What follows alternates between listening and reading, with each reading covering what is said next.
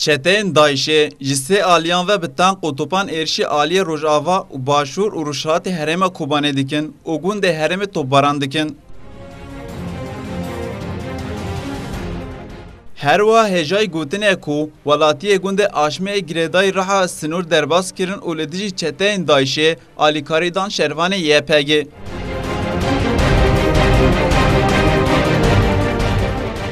Ev nûçe duh ji aliyê navenda çapemeniya YPG ve hat piştî rastkirin û hate gotin ku êrişên çetaniya li dijî gundê Çarqilê bi alîkariya welatiyên gundê Aşmê hatiye şikandin.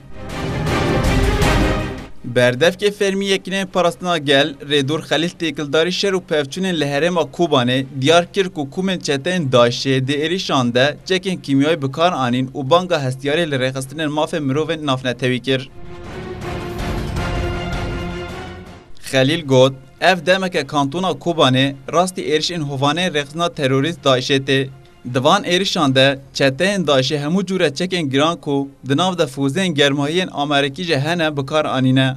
Çeteyên Daişê çekên kîmyayî bikar tîne piştî lêkolînkirina bijîşk û ekîbên tendurustiyên kantona Kobanê hat tespîtkirin ku çeteyên Daişê çekên kîmyayî ji li dijî me bikar tîne li gor doktoran gotin li ser cenazeyên YPG-yan şûna şahid û deqên spî hatine dîtin.